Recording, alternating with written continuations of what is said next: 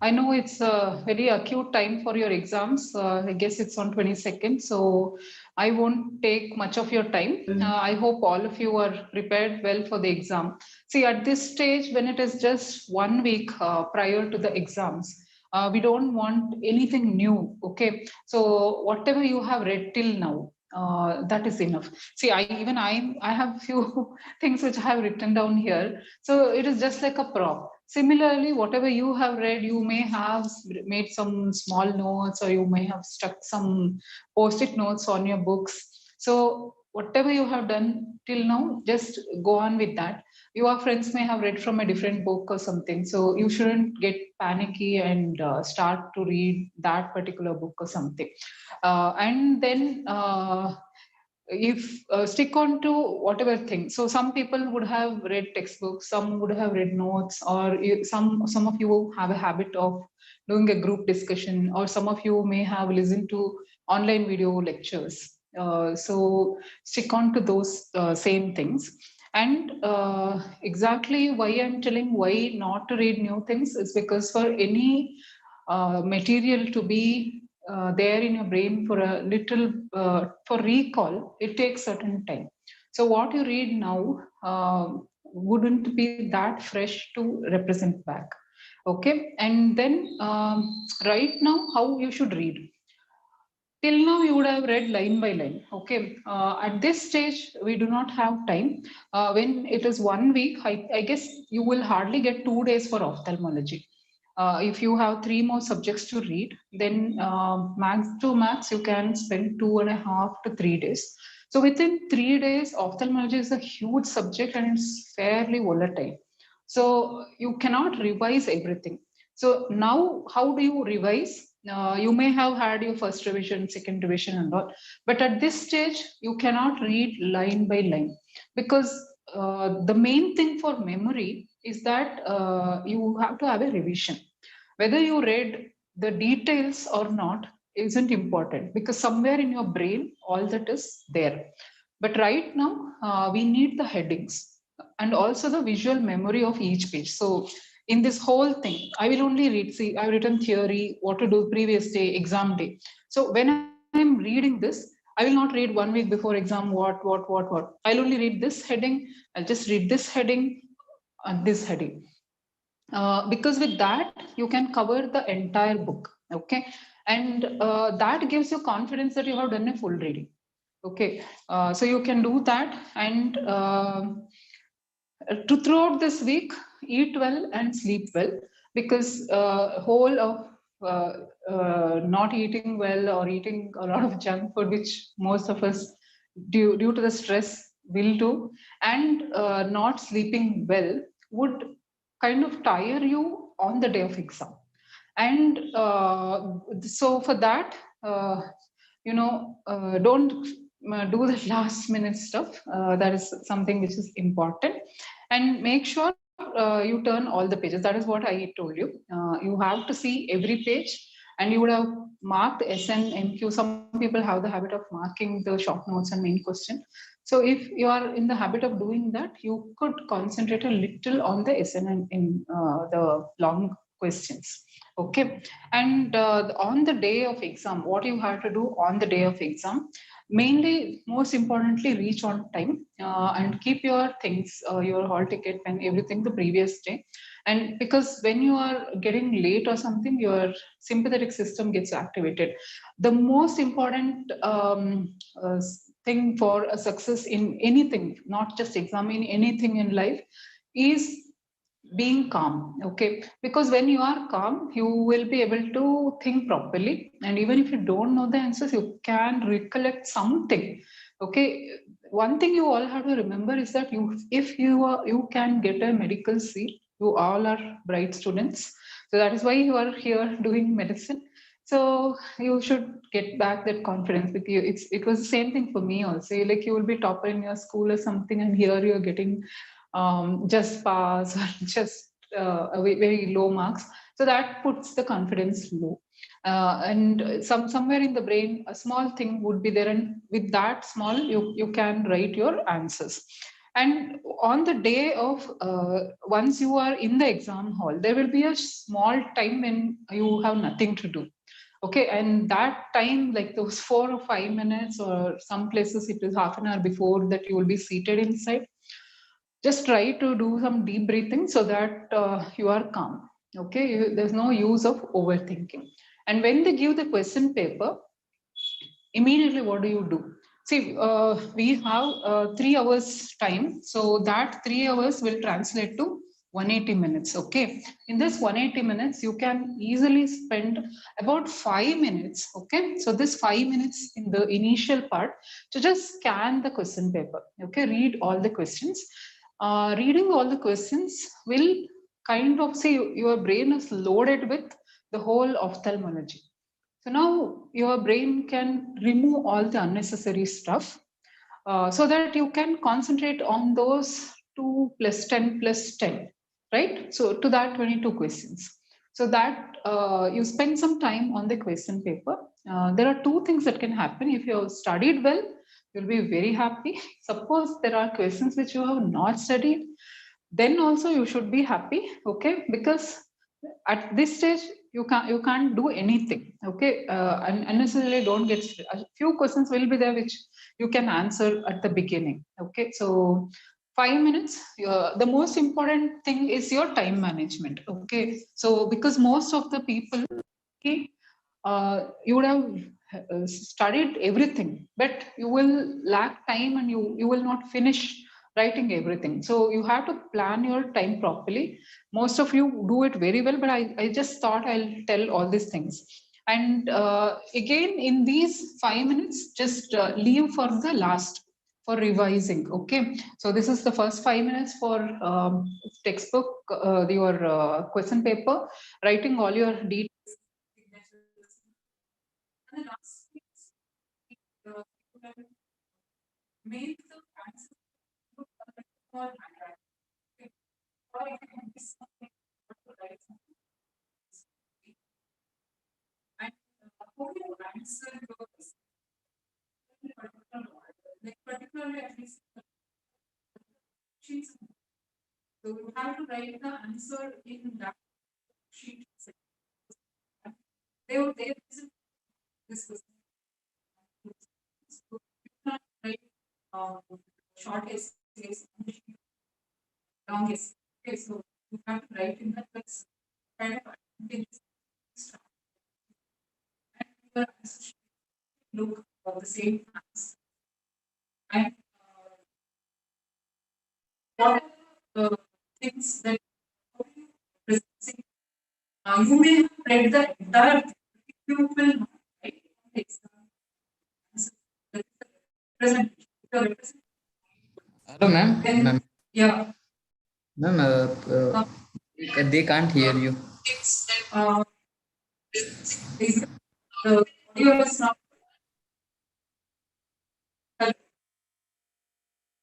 Can you hear me now? Hello, ma'am. Try, ma'am. Yeah, can you hear now? Yes, ma'am. Is it okay? Lagging, ma'am. Some. Hello.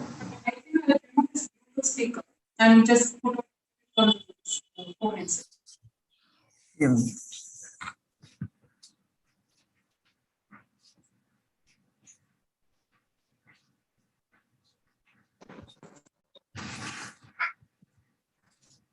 Is it better now? Nira, is that better? Yes, ma'am. Yes, ma'am. Okay. Am I audible? Yes, ma'am. Yes, ma'am. Okay. So among your questions, we have long essays, and we have short essay, and we have short answer. Okay, and we know that these questions are going to carry 10 marks each, so this will be 20, and this will be 50, and the short answers are 30. See, what you have to understand is that the bulk of the marks is in the short answer. That's 50% of your marks are in the short answers, the short essay questions. Okay, and there are 10 questions on this. So you could spend about 1.5 hours on this. So 90 minutes on the short answers and your long essays. Most of the people attempt the long essays. See, while you are writing, let's say you know the answers very well, you go on writing, and you will overshoot the time. You should never cross 35 minutes on the long essays. So that is something because however well you write, I don't think you will be getting more than 18 marks.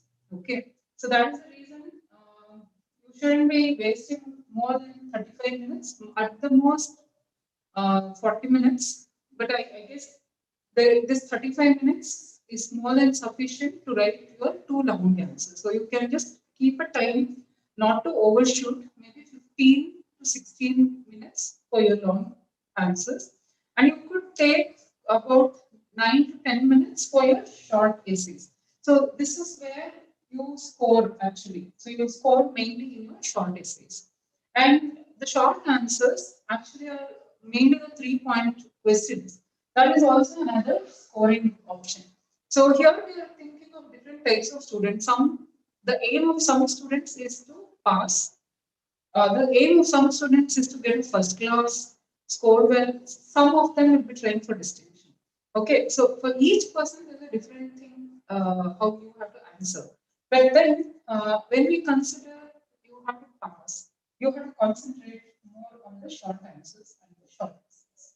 Okay, when you want to score a little bit more, again in these two. So if there's some question on causes for complicated cataract, that some people will just write three answers. Okay, uveitis or something.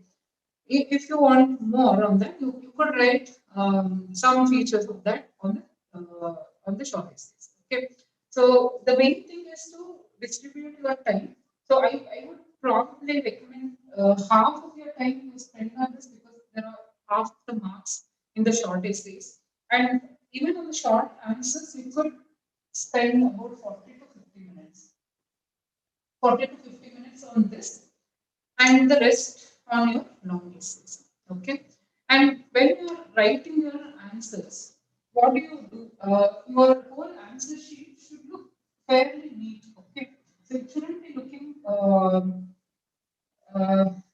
some handwriting big here and smaller on this, spacing and all that. See, it will be looking like this, straight. And try and add a few diagrams on the side or somewhere so that it will be easier for the examiner to see your paper. You may have written very nicely, but if you haven't underlined or if you haven't given highlights, so how do you give highlights? You can either put it as capitals. So if I want to write complications, I can use capitals. I can do a double underline like that. So use the highlights. Either you can use a pencil to underline or you can just do it with the pen itself.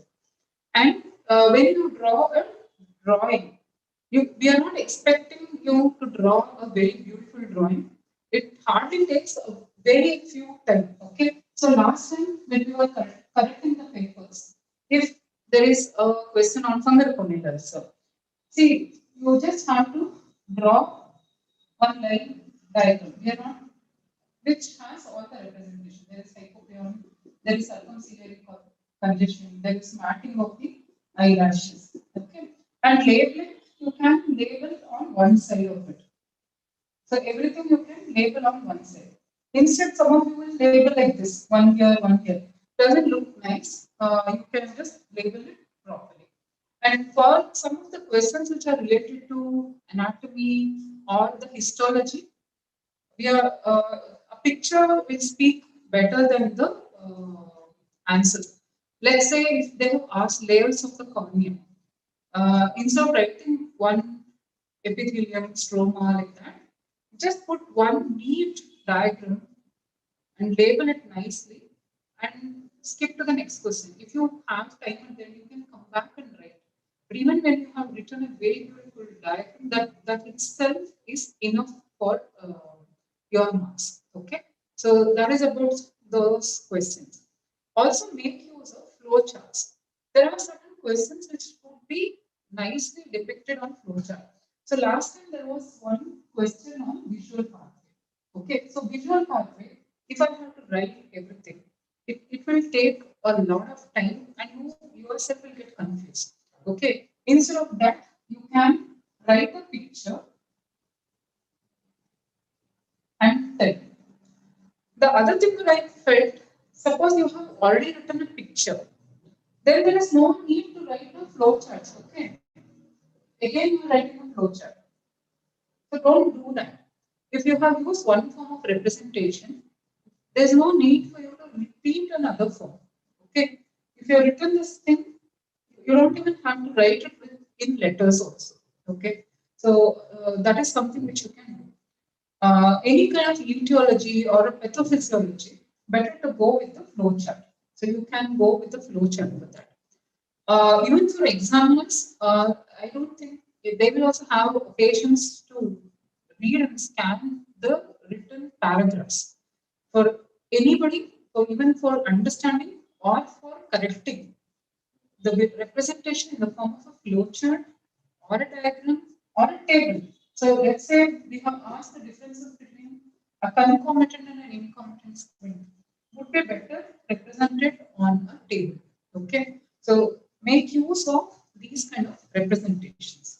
Okay, and what is in your theory paper, after you have finished everything, you can come back and give highlights.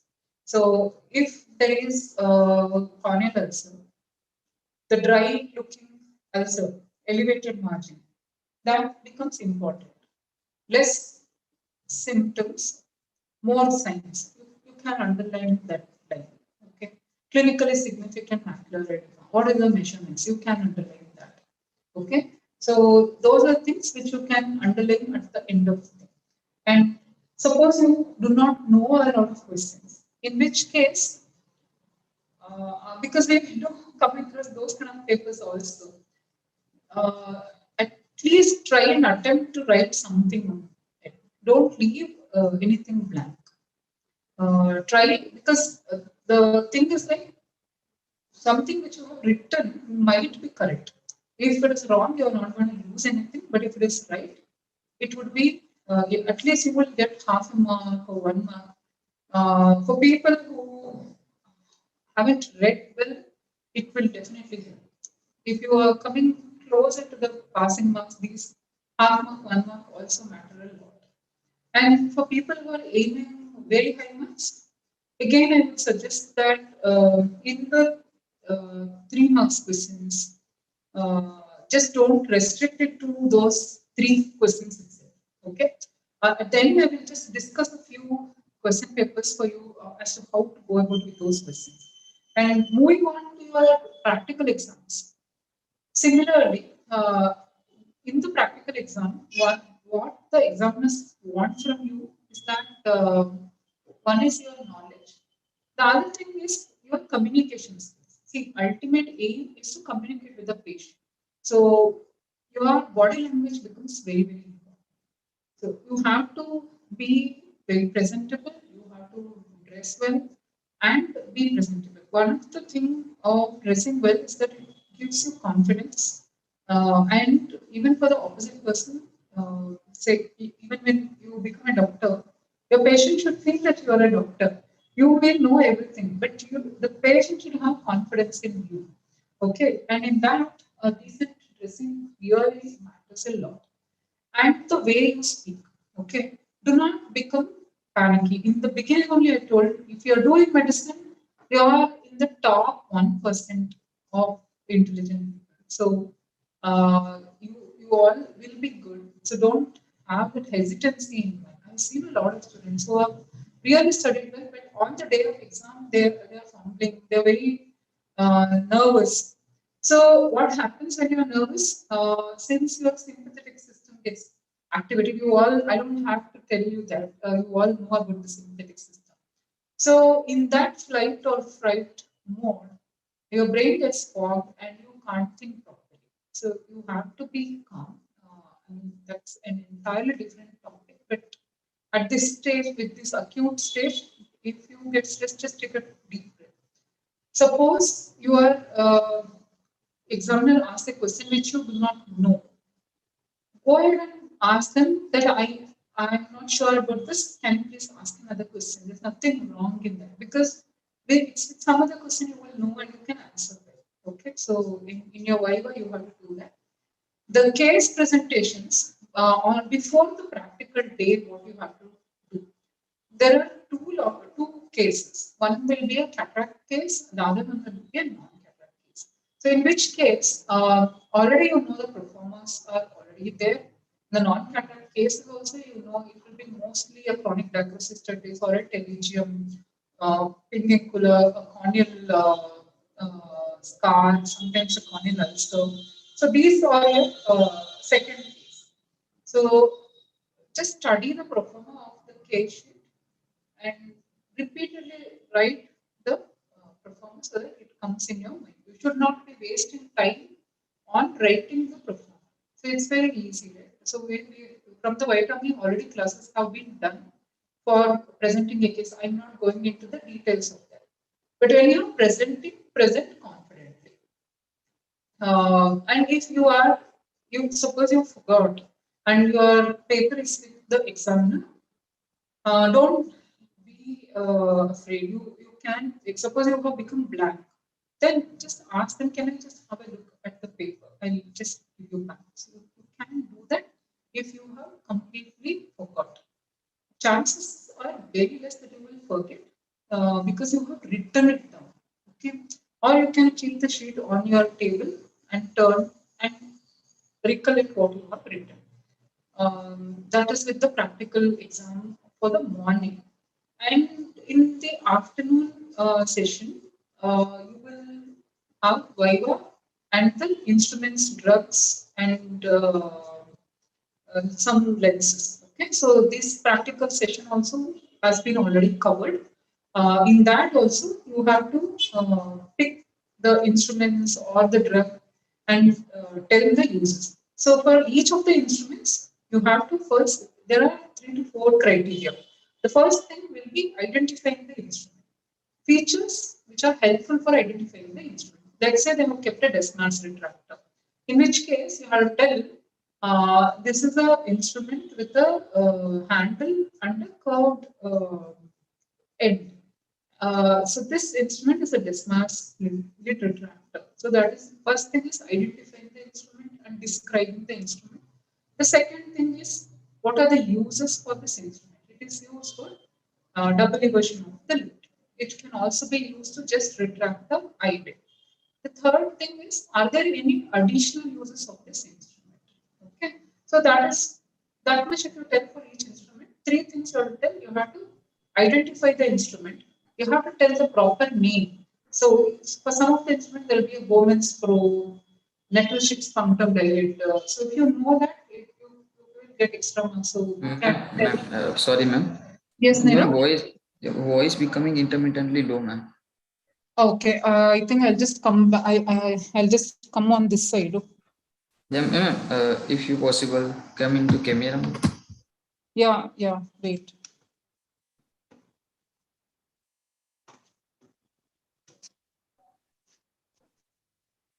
I think I'll stand closer. This is better. Is this better?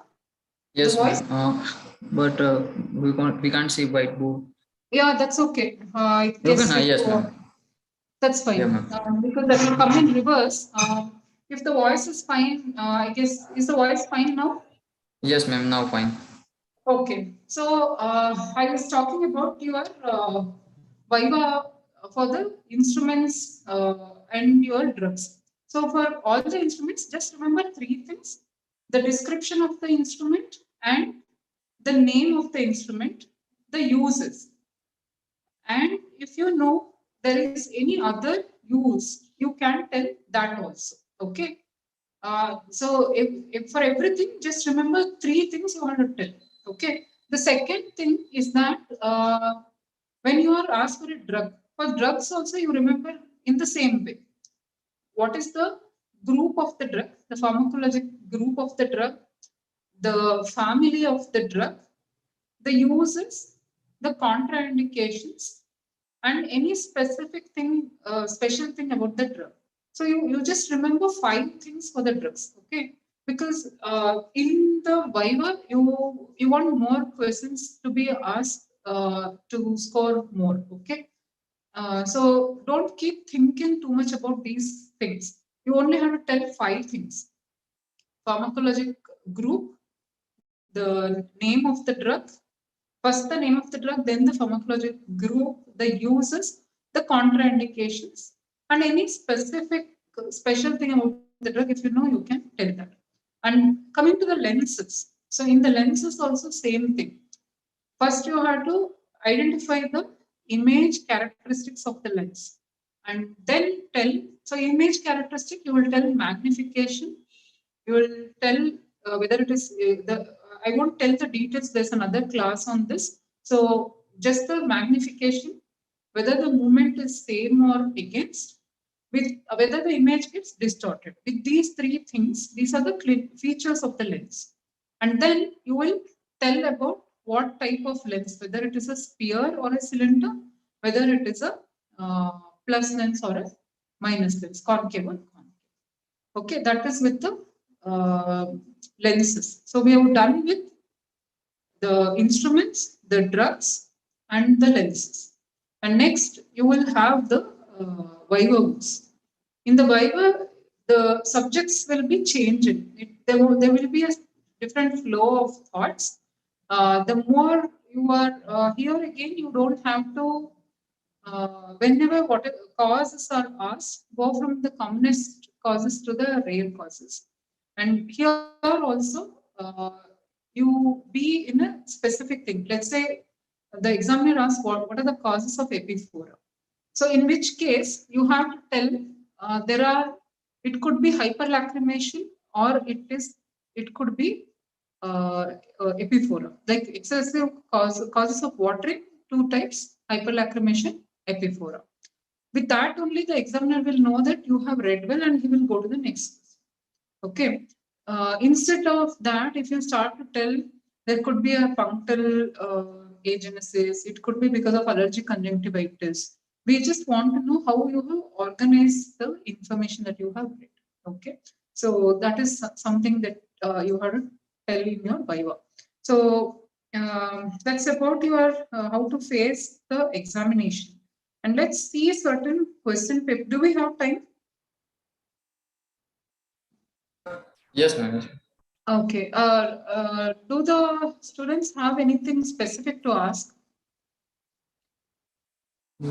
Yes, ma'am. Because I thought we will not deal too much because it's only a week for your exam. So let's not stick on to anything new, and whatever you have done, we will concentrate on that.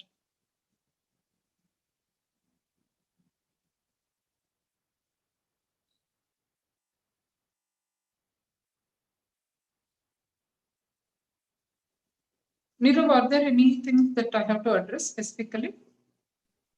What, ma'am?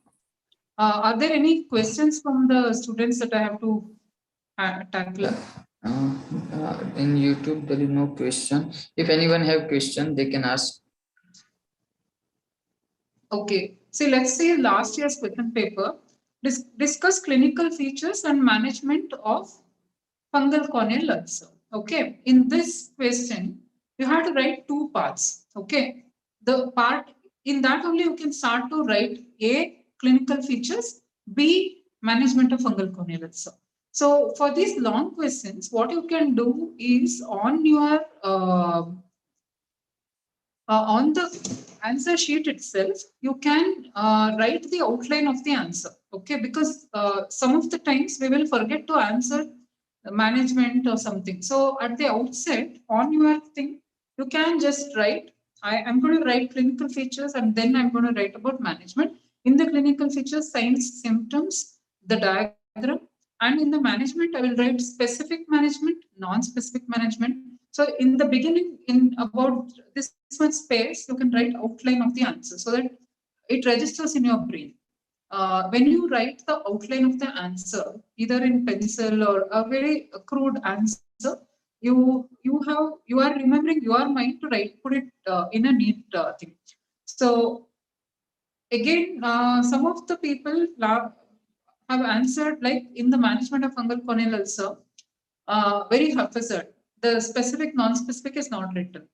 And then that is confusing for you also. A lot of time will also get wasted to put everything together. Specific, you write and write all the antifungal agents, antibacterial and all that. In the non-specific, you can come to all this hot fermentation, your atropine and all that. Another question, clinical features and management of narrow angle glaucoma. See, in the management of fungal corneal ulcer, what drawing can you draw? Already I showed you. You can draw the fungal corneal ulcer drawing. You could write the complications also. Some like if you want a little more marks, you can draw a small picture of complications like a desmetocele, like that. The second question is a narrow angle glaucoma. See, that's what I'm telling you. However well you write your long essay, chances are you will never get 10. It could be 9 or it could be 8, but most likely it will be 7, 8, like that. So we don't want you to spend too much time on these long answers. And since your answer scripts are already numbered for a particular answer, you can come back and write. One good suggestion is that you write the first question first, so that makes the initial impression of your answer. So the first answer could be written properly. Then you can go to your short essays and finish your short answers and come back to your second question. That also works well. It's all about managing your time. And another short essay is discuss diabetic retinopathy. See, discuss diabetic retinopathy. In the beginning only, you had to write the classification. It is NPDR, PDR, CSMD. So for this, again here, it's a 5 marks question. Writing a beautiful diagram, one for NPDR, one for PDR, one for CSMD, saves a lot of time. Another question is interstitial keratitis. So it's just written interstitial keratitis. So many students might find it little difficult on interstitial keratitis, secondary to chronic stromal keratitis like in syphilis or something. So let's say you do not know much about that. At least write the features of the keratitis. Okay, like that. A few of the discuss causes of endophthalmitis. So whenever causes of endophthalmitis are there, there are broad classifications. So you can write the classifications of the classifications and then write the answers. Features of malignant myopia. So these are bounces. So many students wrote malignant myopia as some malignancy and all that. So this is just like pathological myopia. Few of them got it right. Few of them wrote like really different answers. So here, when such a question is asked, even malignant myopia, you can draw the diagrams of the retina, lattice degeneration, the Foster Fuchs spots, tilted disc, all that you can put a nice diagram. And when you are putting the diagram, let it be a big diagram. Don't put small diagrams. At least a quarter of your page, you can put a large diagram. And yeah, this question, discuss pupillary pathway. So pupillary pathway, either you write a diagram of the pathway or you write the flow chart. Okay, either of the one. All the things, if you go on writing, you will have less time. If you have time, you can come back and write the whole thing. So short answers, mention layers of cornea. Mention layers of cornea, full page, people have written answers. You don't have to write the whole page. You just draw, this is an anatomy question. Write a nice diagram, label the parts. You will get full 3 marks for that. Discuss sympathetic ophthalmitis. So here also, we want 3 things. One clinical feature, one treatment aspect, and etiology. Okay, etiology, clinical features, and treatment. 3 things you can write. Mention causes of sudden loss of vision. Some people just write 3 things: CRAO, CRVO, retinal detachment.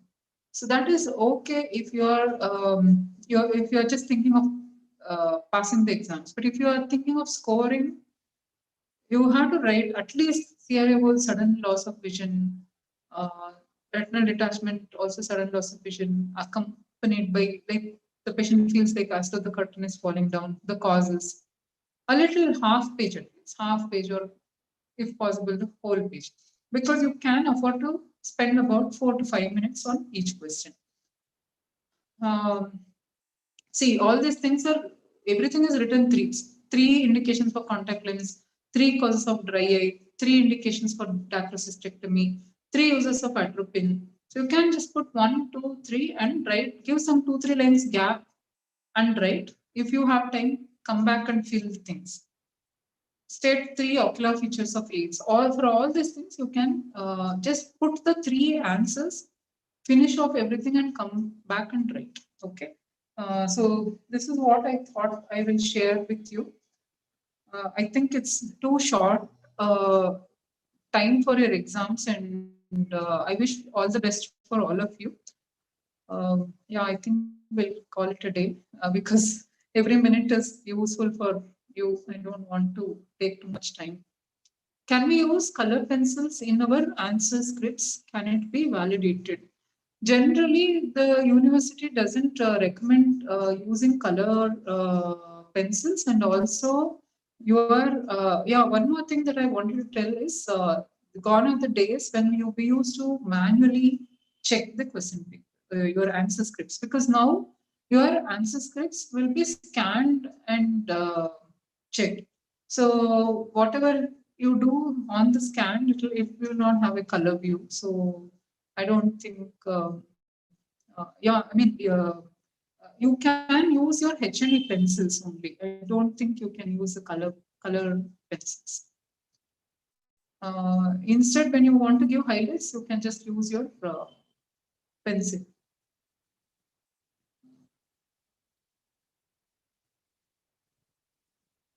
The other thing that in your handwriting, just write it a little legibly, because for the person who corrects, if you have written very small handwriting, it will look very small on the scan thing. So almost we cannot read what is written.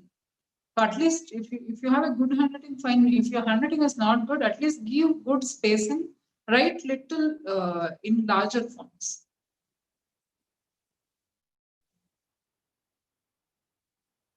Nihal, do we have anything else to add?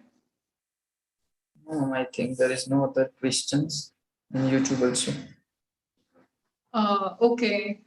See, I think we will probably get back to you about these color things, but generally don't use too many colors, and your H&E pencils are the best thing. Like 2 colors are mostly sufficient to give any highlights. I think those H&E pencils, those colors would be visible.